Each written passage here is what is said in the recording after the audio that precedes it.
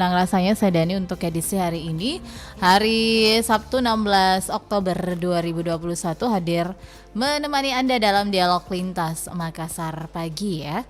Dan pendengar, hari ini tepatnya Hari Pangan Sedunia yang kita peringati dan sesuai dengan tema topik hari ini mengenai ketahanan pangan di tengah lahan yang semakin susut ya. Dan pendengar, berbicara mengenai ketahanan pangan, Sulawesi Selatan merupakan salah satu daerah lumbung pangan ya di Indonesia. Bahkan produksi beras Sulawesi Selatan ini juga mendukung ya produksi nasional, dan ini juga sudah dimobilisasikan di wilayah kawasan timur Indonesia ya. Dan juga beras-beras dari Sulawesi Selatan ini juga mendukung kegiatan lainnya yang ada di daerah kawasan timur Indonesia. Baik pendengar, saya nanti akan bersama dengan Kepala Dinas Pertanian Provinsi Sulawesi Selatan Ibu Fitriani dan juga pengamat pertanian Bapak Sofi Latukonsina.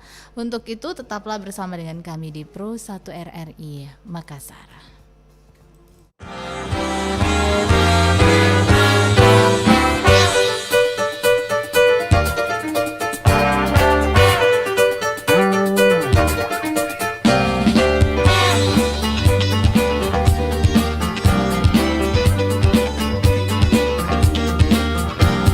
Saat yang ku nanti sejak lama ku melawani di hati, baru lagi ku mengerti hanya kaulah satu-satunya di hati. Meskipun tabiat terlambat hadir, namun engkau mengisi kembali kehidupan ini. Kasih ku sangka masih banyak bunga berwarna, ternyata hanya harummu yang terbawa.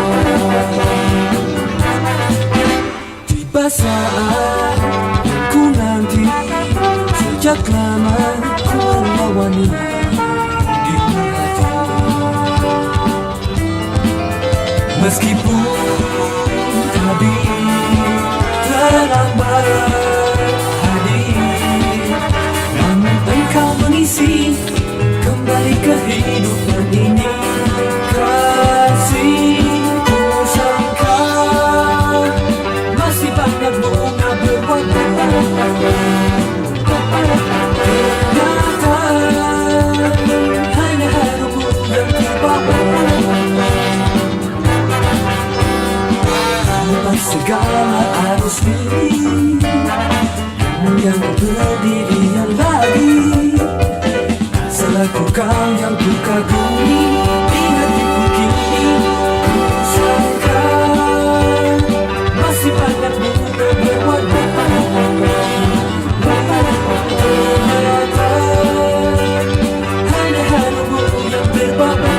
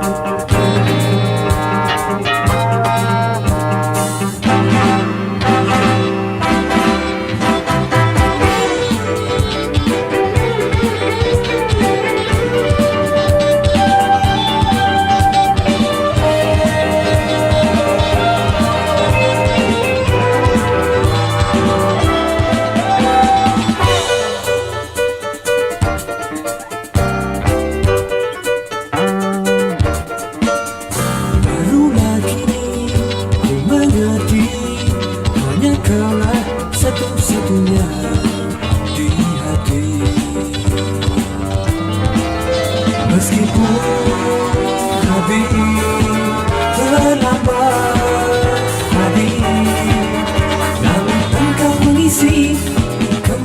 kehidupan ini.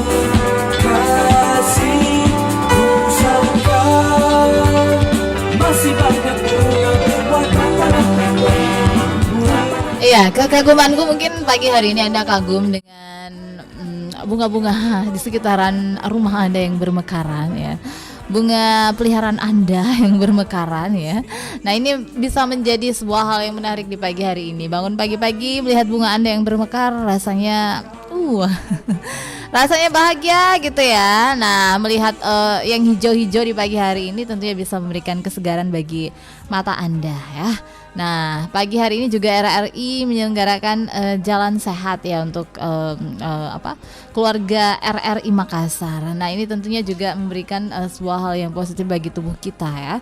Nah, di weekend kali ini tentunya tidak ada salahnya Anda memanjakan diri Anda berolahraga ya. Mungkin beberapa hari terakhir ini Anda tidak melakukan rutinitas tersebut. Nah, ini saatnya untuk Anda memanjakan diri Anda ya, menyehatkan tubuh Anda. Nah, ini yang penting untuk tentunya menghindari kita dari penyakit yang bisa saja datang ya di musim pancaroba ini. Oh, ada yang tertawa nih.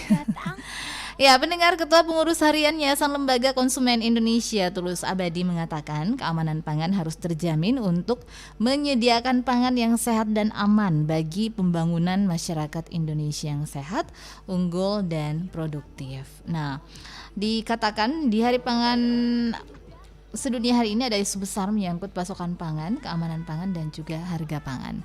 Ya, saya saat ini sudah bersama dengan Kepala Dinas Pertanian Provinsi Sulawesi. Bukan Kepala Dinas Pertanian, Ya, Dinas Ketahanan Pangan. Dinas Ketahanan Pangan, baik. Kepala Dinas Ketahanan Pangan ya, Provinsi Sulawesi Selatan, Ibu Fitriani. Selamat pagi ya. Assalamualaikum warahmatullahi wabarakatuh, Ibu. Apa kabar? Waalaikumsalam warahmatullahi wabarakatuh. Kabar baik. Sehat, Bu, hari ini? Alhamdulillah. Ya, Ibu Fitriani, ini Hari Pangan Sedunia 2021 di hari ini, Ibu, dan tentunya kalau kita berbicara mengenai ketahanan pangan ya di Sulawesi Selatan, Sulsel merupakan daerah lumbung pangan ya di Indonesia. Nah, bagaimana saat ini kondisi ketersediaan pangan di Sulawesi Selatan ya, dan keamanan pangan maupun juga harga pangan di daerah ini? Silahkan, Ibu.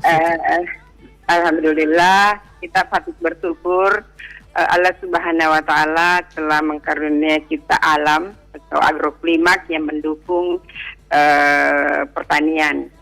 Nah, berbicara pertanian itu tentu kita berbicara terkait ketersediaan dan ketahanan pangan. Nah, di ketahanan pangan itu untuk meningkatkan ketahanan pangan suatu daerah itu ada mencakup dua penguatan. Ada penguatan makro dan ada penguatan mikro. Terkait penguatan makro itu terkait dengan kompetisinya. Jadi di situ terpadu mulai dari hulu sampai hilir bagaimana meningkatkan produktivitas, bagaimana menurunkan losses, bagaimana memanage iklim sehingga produksi terus menerus. Nah, alhamdulillah kalau melihat data yang dari tanaman pangan Horti dan Bun itu pangan kita, produksi kita dari baik dari tanaman pangan Bun maupun peternakan itu perkebunan, saya kira itu kita surplus, utamanya beras itu kita surplus. Kemudian kedua, penguatan mikro yang langsung bersentuhan dengan rumah tangga difokuskan untuk tentu kepada masyarakat langsung, itu ketersediaannya, bagaimana dengan distribusinya, bagaimana dengan pemanfaatannya. Nah, kalau melihat data ketersediaan kita, prognosa yang kita setiap saat hitung, itu alhamdulillah 11 pangan pokok strategis itu di Sulawesi Selatan itu cukup tersedia. Kemudian 11 pangan pokok strategis itu termasuk beras, termasuk telurnya, termasuk protein hewaninya, dagingnya, daging ayamnya, daging ternaknya, itu cukup tersedia. Nah, kalau melihat dari peta yang kami buat, peta kerawanan dan ketahanan pangan dari 307 kecamatan di Sulawesi Selatan itu dari peta itu tahan pangan, petanya hijau. 307 itu 93% itu kecamatan tahan. Ada 7% itu yang memang kecamatannya rawan. Itulah yang 7% itu yang kita harus kawal dan fasilitasi, tidak hanya Dinas Ketahanan Pangan, tapi semua terpadu untuk bagaimana bisa tahan pangan. Jadi kita dari peta yang ada kesimpulannya kita tahan pangan. Baik. Dan dari segi prognosa ketersediaan kita cukup tersedia. Baik. Ini 7% daerah yang rawan pangan di daerah mana saja, Ibu Fitri? Oh, itu tersebar di beberapa kabupaten. Yang biasanya itu kabupaten yang tidak bisa terjangkau transportasinya. Misalnya daerah Enrekang yang ke atas itu yang menuju Gunung Latimojong, daerah Bone yang ke atas yang daerah perbatasan Sinjai, Bone itu daerah 27% itu yang pada umumnya daerah-daerah yang akses transportasinya yang belum memadai, sehingga memang kita perlu terpadu bagaimana kita tidak hanya dari Dinas Ketahanan Pangan, saya kira mungkin dari PUTR, dari kesehatan, bagaimana bisa dari pertanian tanaman pangan BUN, bagaimana kita bisa membuat daerah itu bisa jadi petani jadi hijau atau tahan pangan. Baik. Nah, Ibu Fitriani, daerah ini termasuk Sulsel adalah daerah yang lebih banyak daerah yang tahan pangan seperti itu ya dibanding dengan yang rawan pangan. Nah, ini khusus di Sulawesi Selatan ya, baik ketahanan pangan maupun keamanan pangan. Nah, bagaimana dengan harga pangan? Ini tentunya apakah sangat dijangkau oleh masyarakat, Ibu Fitriani? Iya. Nah, kita punya Dinas Ketahanan Pangan itu punya tugas bagaimana memantau pasokan pangan dan harganya. Nah, kita itu setiap hari memantau harga yang ada di seluruh kabupaten kota, tidak hanya di kota Makassar saja, itu seluruh Sulawesi Selatan kita punya petugas. Alhamdulillah untuk saat ini kita harganya aman, masih terjangkau oleh masyarakat. Dan memang biasanya pada saat biasanya ada keadaan-keadaan tertentu harga itu biasa melonjak menjelang hari keagamaan, misalnya bulan puasa, Natal, bulan Lebaran Haji, Lebaran Idul Fitri, itu biasanya melonjak, tapi kita tetap siap siaga bagaimana mengantisipasi jika seandainya harga itu melonjak. Kita ada namanya kita suatu upaya kita lakukan kegiatan namanya gelar pangan murah. Jadi itu gelar pangan murah kita lakukan, petani-petani yang kita bina langsung pangannya itu langsung dari petani ke kita, sehingga tidak melalui tata niaga yang panjang, sehingga harganya itu murah sampai ke konsumen. Kemudian kalau saya kira dari Dinas Perdagangan itu ada namanya pasar operasi pasar, dan Dinas Perdagangan itu ada operasi pasar dan lain. Jadi kita berbagai upaya yang kita lakukan di pemerintah Provinsi Sulawesi Selatan ini, sehingga harga yang yang kita perkirakan akan melonjak pada saat itu kita sudah artinya akan antisipasi seperti ini yang kita lakukan. Baik. Nah, Ibu Fitri, apa tantangan-tantangan yang masih dihadapi oleh Dinas Ketahanan Pangan ya di Sulawesi Selatan, khususnya untuk berbagai program yang dilakukan, termasuk mungkin kepada para petani kita yang sekarang ini kan boleh dikata bahwa masih banyak petani di Sulawesi Selatan ini adalah petani tradisional, Ibu Fitri. Ya, saya kira kalau dari segi artinya di on-farmnya, itu tadi penguatan makronya saya kira ditangani sendiri oleh Dinas Tanaman Pangan, Hortikultura dan Perkebunan. Itu saya kira sudah berbagai upaya yang sudah dilakukan, berbagai misalnya bagaimana meningkatkan produktivitasnya itu tadi, bagaimana menggunakan sarana produksi bibit yang berkualitas, bagaimana dengan irigasinya, bagaimana dengan membantu petani dalam hal permodalannya sehingga petani bisa mampu membeli semua sarana ini, kemudian bisa melakukan aktivitas pertaniannya sehingga bisa dia menghasilkan suatu produksi. Itu dari segi on-farmnya.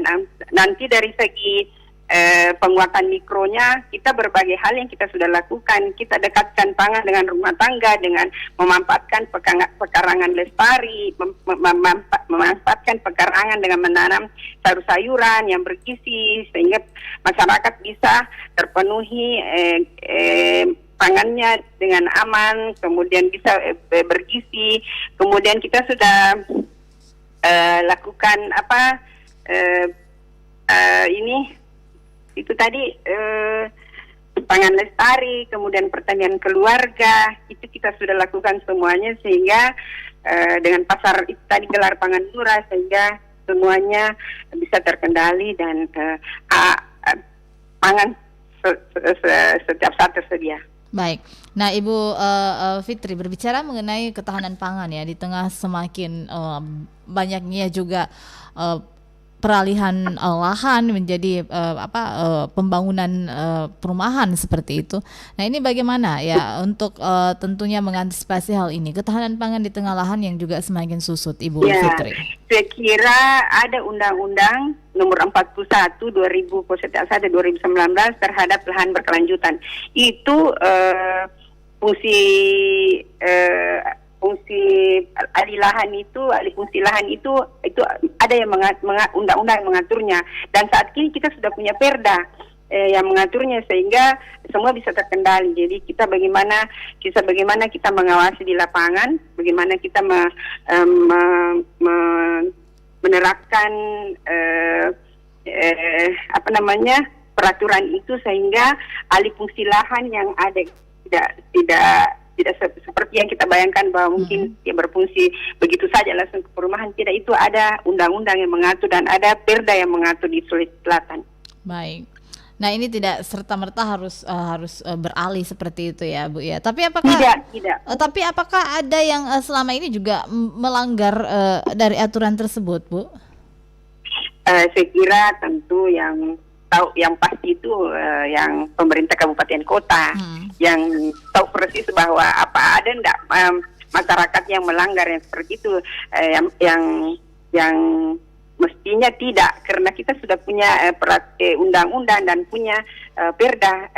Kemudian saya kira juga sudah kabupaten kota sudah kita sama-sama mensosialisasikan undang-undang ini, dan saya kira juga beberapa kabupaten juga sudah ada perda terkait dengan bagaimana Undang-Undang 41 dengan lahan berkelanjutan ini dengan tidak mengalihfungsikan lahan begitu saja, harus sesuai dengan aturan. Ya, nah Ibu Fitri, pangan yang sehat ya, pangan yang sehat ada isu yang memang di Hari Pangan ini sering mencuat bahwa bagaimana ketersediaan pangan, kemudian juga menjamin pangan yang sehat kepada masyarakat dan juga harga pangan. Untuk menjamin pangan yang sehat kepada masyarakat, nah ini juga tentunya menjadi pekerjaan yang besar dari ketahanan pangan ya, karena ini juga masyarakat takutnya nanti ada yang kadaluarsa atau seperti apa. Nah ini bagaimana tentunya yang dilakukan oleh Dinas Ketahanan Pangan? Saya kira tugas pokok kami itu salah satu bagaimana pangan yang dimanfaatkan itu harus aman dikonsumsi oleh masyarakat. Ada satu bidang yang ada di dinas kami itu bagaimana setiap saat bekerja sama, tentu tidak hanya Dinas Ketahanan Pangan, bekerja sama dengan Balai POM, bekerja sama dengan instansi yang terkait untuk bagaimana mengawasi pangan ini sehingga bisa aman. Jadi kita ada namanya Satgas. Kalau yang di Provinsi Sulawesi Selatan itu ada namanya Satgas Pangan. Kalau kita di Dinas Ketahanan Pangan kita sendiri ini ada namanya ada tim pangan kita untuk mengawasi semuanya itu, sehingga kita pastikan bahwa pangan yang ada di masyarakat, yang beredar di masyarakat itu aman dikonsumsi. Baik. Nah, khusus untuk kualitas ya, mutu dari produk-produk pertanian kita di Sulawesi Selatan ini seperti apa, Ibu Fitriani? Saya kira dengan data kita yang ada, memang kita tidak bisa pungkiri bahwa memang beberapa pangan kita yang beredar itu mungkin belum sesuai betul seperti apa yang kita harapkannya. Itu ada itu tadi Satgas Pangan kita, kemudian ada tim pangan kita yang ada untuk mengawasi semuanya. Jadi alhamdulillah dengan tim yang terpadu ini kita harapkan pangan-pangan yang beredar itu baik yang ada di pasar tradisional maupun yang ada di pasar modern itu kita bisa kawal dengan baik sehingga masyarakat bisa menikmati pangan ini dengan tentu aman dikonsumsi. Baik. Nah, Ibu Fitri, terakhir mungkin ada hal yang disampaikan kepada masyarakat di Hari Pangan Sedunia yang jatuh di hari ini. Silakan, Ibu Fitri. Saya kira dengan Hari Pangan Sedunia ini, dengan Hari Pangan Sedunia ini tentu kita berharap masyarakat itu pangannya harus selalu tersedia. Tentu kita bagaimana pemerintah Sulawesi Selatan berupaya, kemudian bagaimana terdistribusi dengan baik, kemudian ketiga bagaimana tiba pangan itu di masyarakat dengan aman, sehingga tentu yang mengkonsumsinya itu diharapkan pasti akan sehat, dan apalagi dengan anak-anak muda kita tentu diharapkan dia bisa dengan konsumsi ketersediaan pangan yang sehat, beragam dan bergizi, diharapkan akan menghasilkan atau mencetak menghasilkan SDM-SDM yang berkualitas, tentu yang pintar-pintar ya. Baik. Itu yang saya. Baik, Ibu Fitriani, terima kasih sudah bersama dengan RRI di kesempatan pagi hari ini. Kepala Dinas Ketahanan Pangan Provinsi Sulawesi Selatan sudah bersama kita. Selamat Hari Pangan Sedunia, Ibu. Sampai jumpa. Ya. Wassalamualaikum warahmatullahi wabarakatuh. Assalamualaikum warahmatullahi wabarakatuh. Kamu suruh datang, mau. Kamu suruh pergi, mau. Kamu suruh diam, mau. Maunya.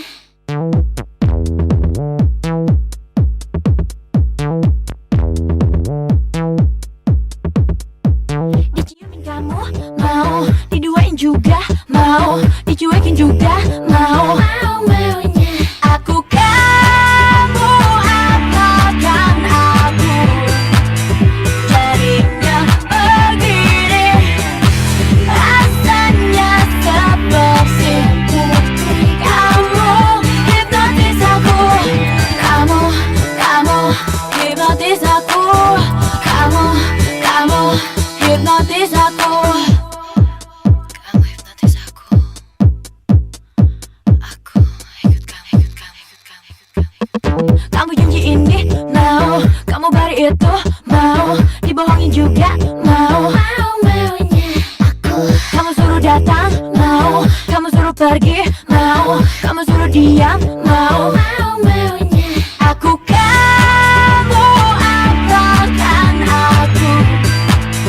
Jadinya begini, rasanya seperti kamu hipnotis aku, kamu hipnotis aku, kamu hipnotis aku, kamu hipnotis aku, kamu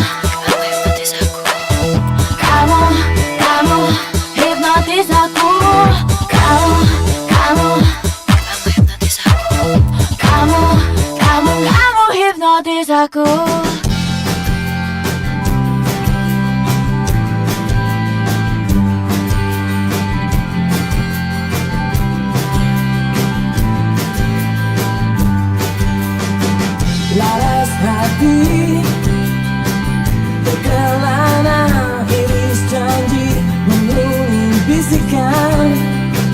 Bisikan memacu hasrat, desir-desir mimpi, isyaratkan lebih dunia. Kamulah satu-satunya yang ternyata mengerti aku. Maafkan aku selama ini yang sedikit melupakanmu. Segala santun yang kau endap di jiwaku tak terisap dulu, kini kecap dan sesalku. Anyaman cintamu terkoyak buram mataku. Kamulah satu-satunya yang ternyata mengerti aku. Maafkan aku selama ini yang sedikit melupakanmu.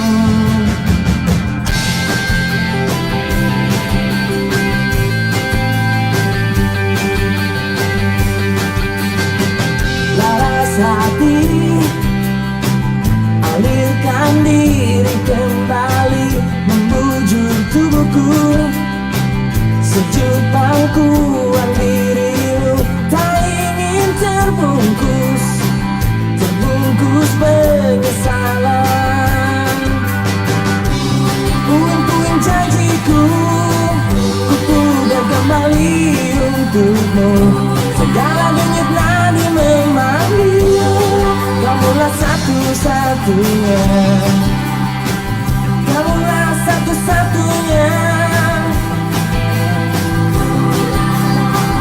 Kamulah satu-satunya. Kamulah satu-satunya. Maafkanlah aku selama ini. Kamulah satu-satunya yang ternyata mengerti aku. Maafkan aku selama ini yang sedikit melupakanmu. Puing-puing janjiku ku pugar kembali untukmu. Segala denyut nadi memanggil, kamulah satu-satunya. Kamulah satu-satunya yang ternyata mengerti aku. Maafkan aku selama ini yang sedikit melupakanmu. Puing-puing janjiku ku pugar kembali untukmu. Segala denyut nadi memanggil, kamulah satu-satunya.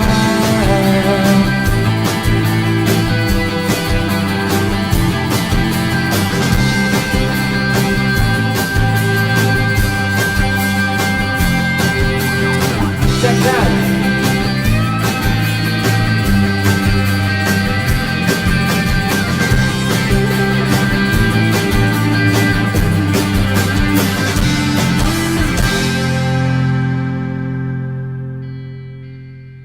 94,4 FM Kanal Inspirasi Pro 1 RRI Makassar.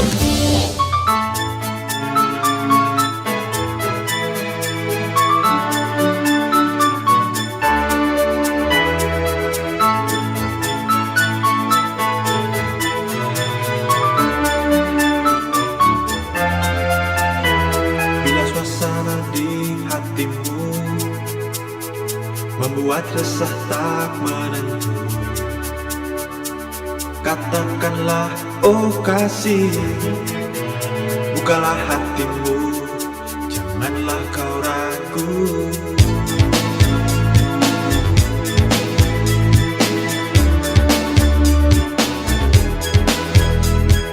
Mendekatlah padaku, letakkan tanganmu di dadaku, rasakanlah oh kasih, getaran cinta yang ada di hatiku.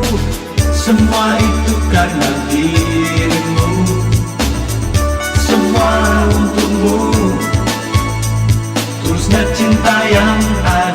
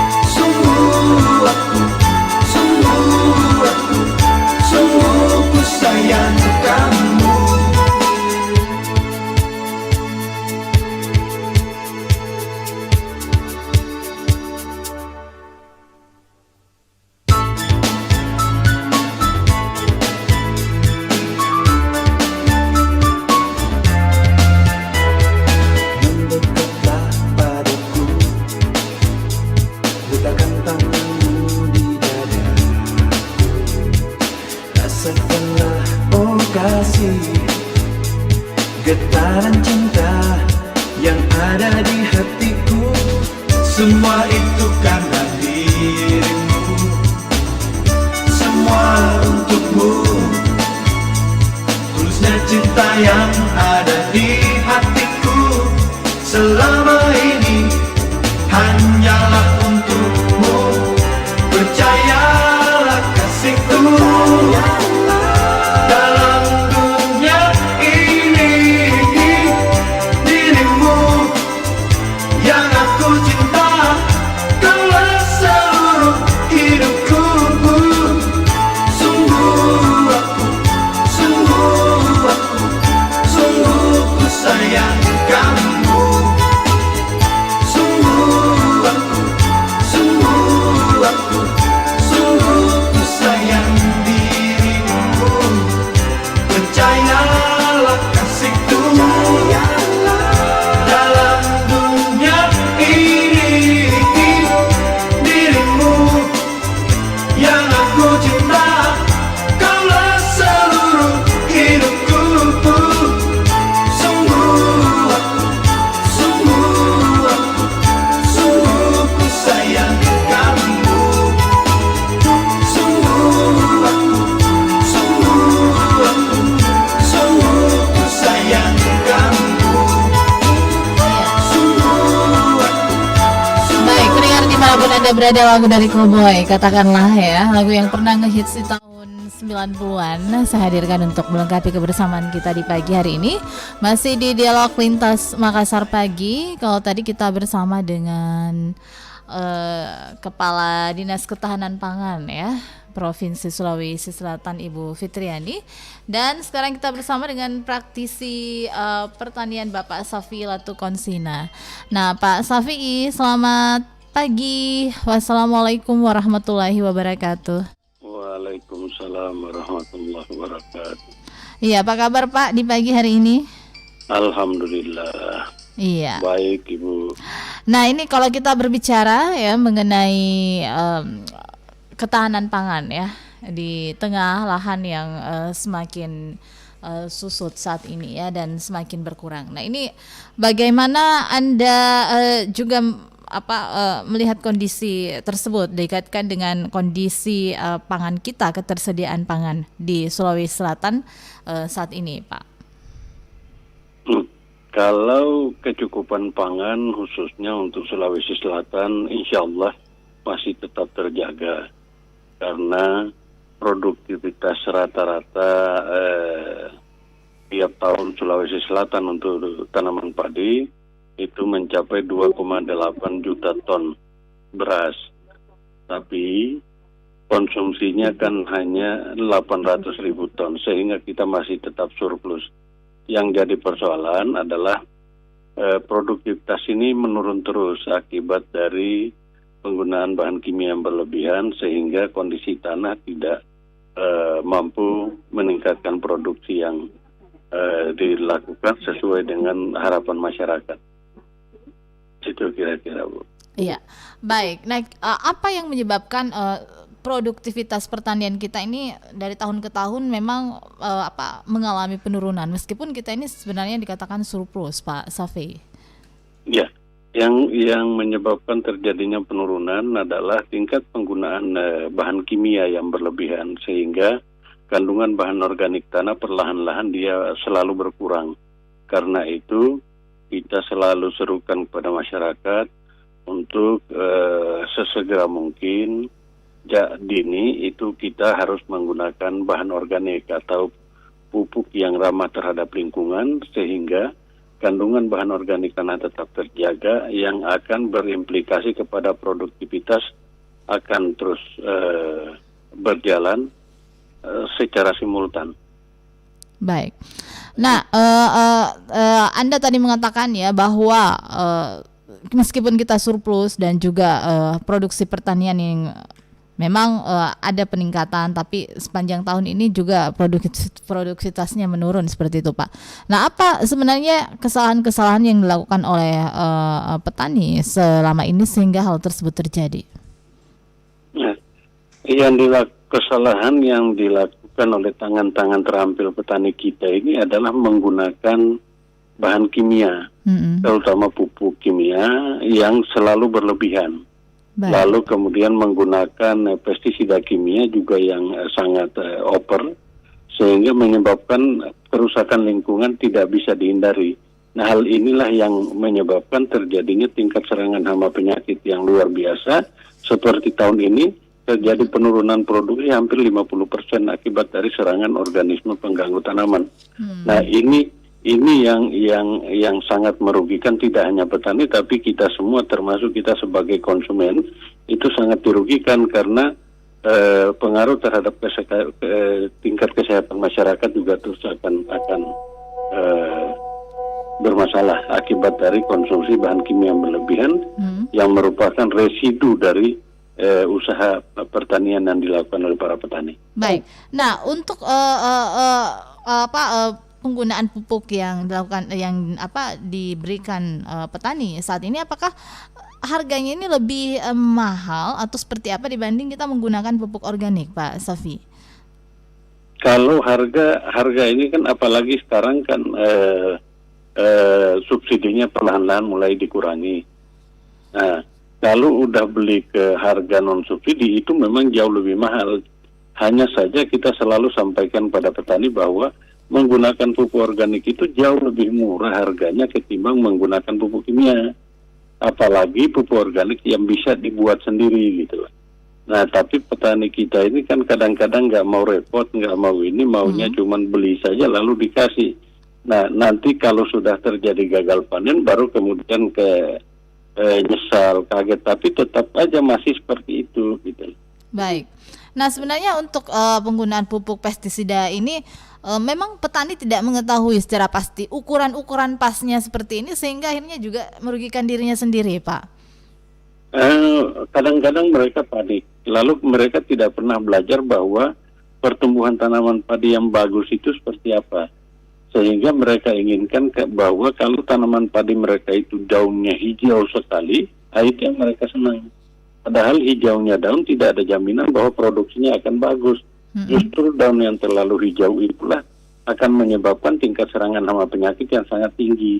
Ini yang tidak pernah dipelajari oleh petani. Nah, ini perlahan-lahan kita mulai memberikan penyuluhan kepada mereka, memberikan pengetahuan pada mereka tentang hal ini, dan alhamdulillah sudah waktu beberapa ini kita udah mulai panen kemarin kita panen di Wajo yang dilakukan oleh Pak Bupati tanpa menggunakan pupuk dan pestisida kimia sama sekali. Di Sidrap juga bulan kemarin dan besok hari Senin juga kita akan panen. Pertanian model-model pertanian terintegrasi seperti ini yang kita tunjukkan pada petani. Baik. Nah, membandingkan produktivitas pertanian dengan menggunakan pupuk organik seperti apa tadi yang Anda sampaikan, Pak Safi, ya. Nah, seperti apa tingkatan perubahan produktivitas pertanian dengan menggunakan pupuk organik dan juga pupuk pestisida dan pupuk subsidi tersebut, Pak? Ya. Banyak orang mengatakan bahwa menggunakan pupuk organik itu dia akan lambat peningkatan produksinya. Tapi saya katakan tidak. Kita buktikan kemarin di Kabupaten Sidrap bahwa dengan menggunakan pupuk organik tanpa menggunakan pupuk kimia dan pestisida kimia sama sekali, petani malah mengatakan bahwa di lahan mereka yang beberapa hektar itu selama ini produksinya hanya 33 karung. Setelah kita lakukan kemarin, produksinya bisa naik sampai 113 karung. Nah, ini yang petani kemudian mengatakan bahwa naiknya itu 200% lebih. Saya bilang bahwa bukan naik sebenarnya. Produksi sesungguhnya itu itulah. Tapi karena selama ini mereka tidak pernah menggunakan bahan organik yang ramah lingkungan yang baik, sehingga peningkatan kehidupan di dalam tanah itu berkembang bagus, itu akan menyebabkan kenaikan produksi yang sangat signifikan. Tapi itu sesungguhnya produksi dan merupakan dukungan tanah di situ sebenarnya yang harusnya produksinya seperti itu. Baik. Nah, itu. Nah ini yang tidak diketahui oleh masyarakat selama ini ya. Yang taunya Betul, kalau betul. udah hijau itu berarti panennya Itu nanti udah bagus ya. Betul. Nah Pak, apakah peran pemerintah ini di sini artinya masih kurang untuk bisa memberikan edukasi kepada masyarakat mengenai hal ini? Karena masyarakat kita juga kan, masyarakat petani kita ini kebanyakan adalah mereka petani tradisional, Pak Syafi'i. Iya. Jadi pemerintah harus terus itu memberikan edukasi kepada masyarakat untuk selalu mari kita sama-sama memperbaiki sistem pertanian kita dalam rangka memperbaiki lingkungannya, tanahnya, untuk menjaga kelangsungan produktivitas. Ini yang harus ditingkatkan terus-menerus. Pemerintah harus turun betul-betul memberikan edukasi kepada masyarakat dalam hal ini. Baik. Nah, apakah Sulsel bisa saja terancam krisis pangan? Apalagi kan saat ini juga ancaman perubahan iklim sudah dirasakan oleh dunia saat ini, Pak Syafi'i. Segala sesuatu sangat mungkin, Bu. Segala sesuatu sangat mungkin. Walaupun lahan kita cukup luas, tapi kalau lihat kondisi seperti kemarin ini saja yang terjadi, bisa saya katakan gagal panen lebih dari 50%. Seperti di Wajo kemarin, begitu terjadi banjir, lebih dari 7.000 hektar itu terendam, sehingga mereka betul-betul gagal panen. Nah, itu jadi segala sesuatu sangat mungkin terjadi kalau kita tidak betul-betul memperhatikan lingkungan, tidak betul-betul memperhatikan sistem dan pola pertanian kita, yang akan mengakibatkan terjadinya gagal panen yang bisa dialami terus-menerus. Ini sangat berbahaya. Baik. Nah, saat ini Anda melihat bahwa ketersediaan pangan di Sulawesi Selatan ini sudah cukup memadai, dan juga dari sisi keamanan pangan dan pangan yang sehat ini sudah sehatkah pangan kita, dan sudah tersediakah pangan yang baik bagi masyarakat di Sulsel, Pak Syafi'i? Nah, ini yang jadi PR kita semua, bahwa kalau dari segi kecukupan itu sangat cukup, tapi dari segi keamanan pangan itu saya katakan bahwa kita di Sulawesi Selatan sangat tidak aman, karena tingkat penggunaan bahan kimia, khususnya pupuk kimia dan pestisida kimia, itu sangat berlebihan. Nah, jadi untuk keamanannya yang masih kita lihat sendiri misalnya di daerah Malino misalnya, itu tingkat penggunaan bahan kimia sangat luar biasa, sehingga gagal panen dialami berkali-kali oleh petani-petani sayuran di sana. Nah, itu. Dan ini residunya sangat tinggi sekali untuk bahan pangan kita yang ada di pasar. Baik. Nah, Pak Syafi'i Latukonsina, ini yang tidak diketahui oleh masyarakat ya, bahwa ternyata kita ini mengonsumsi makanan yang banyak mengandung bahan-bahan kimia. Nah, daerah-daerah mana saja ini yang tentunya mungkin Anda ketahui ya, bahwa ada yang lebih sering menggunakan pupuk organik ya, sementara ada daerah-daerah yang memang bahkan tidak mengenal yang namanya pupuk organik. Ini daerah mana saja, Pak? Yang sudah kita intervensi itu di Malino, itu daerah Tombolopao. Hanya ada 1 atau 2 kelompok yang mulai beralih ke pertanian ramah lingkungan. Kemudian di Wajo ini sudah mulai ada sebagian, di Sidrap juga sudah mulai ada sebagian. Kemudian di Luwu Timur yang kita pernah masuk, sana juga ada sebagian. Di Enrekang juga ada sebagian kecil. Jadi sudah mulai ada sebenarnya, sudah mulai ada, hanya memang untuk memperkenalkan komoditi-komoditi mereka ini ke pasar, itu dia berjalan agak pelan. Baik. Nah, sehingga kita harapkan ke depan bahwa ada pihak-pihak ketiga, pihak swasta yang bisa ikut memasarkan komoditi-komoditi ramah lingkungan yang dihasilkan oleh para petani ini. Ya, nah Pak Syafi'i, mengapa pemerintah tidak banyak melakukan sosialisasi terhadap pupuk organik ini yang justru sebenarnya ramah lingkungan? Mengapa mereka justru lebih menggunakan dan juga memporsir pupuk non organik kepada masyarakat seperti itu?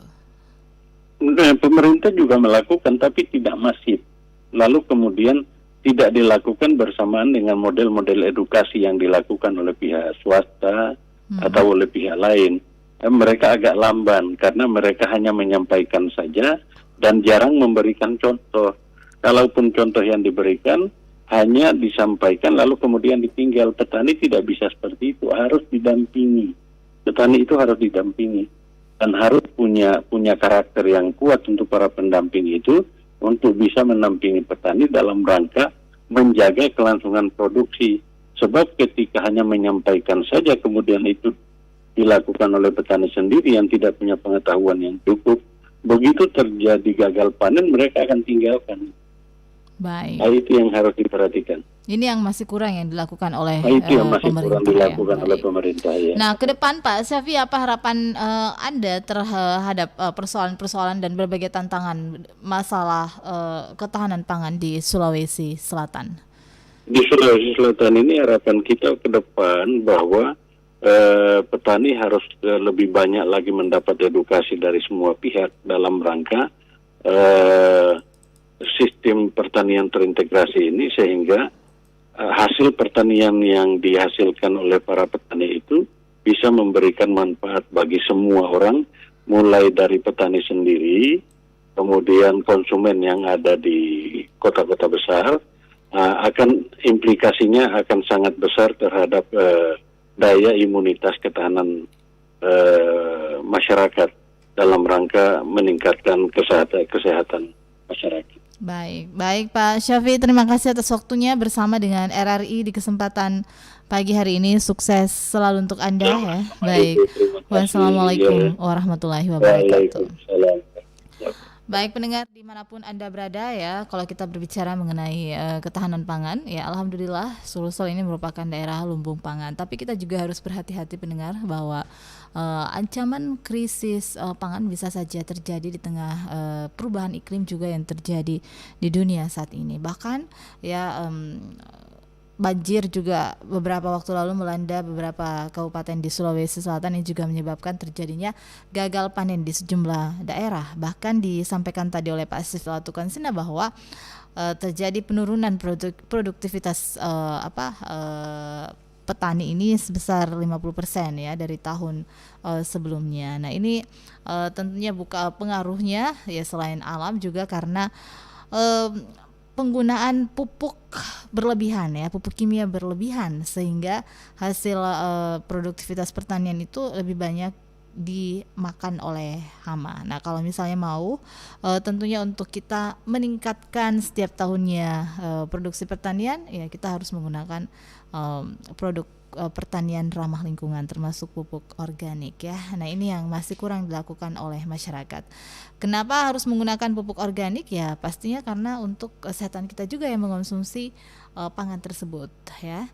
Nah, ya memang berbagai tantangan dihadapi oleh petani kita. Petani kita juga masih adalah petani tradisional ya. Nah, edukasi terhadap para petani harus dilakukan lebih masif oleh pemerintah untuk menghasilkan pangan yang lebih baik.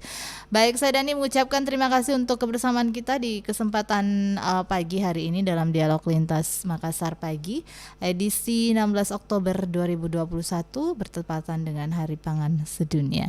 Saya Dani pamit undur diri. Wassalamualaikum warahmatullahi wabarakatuh.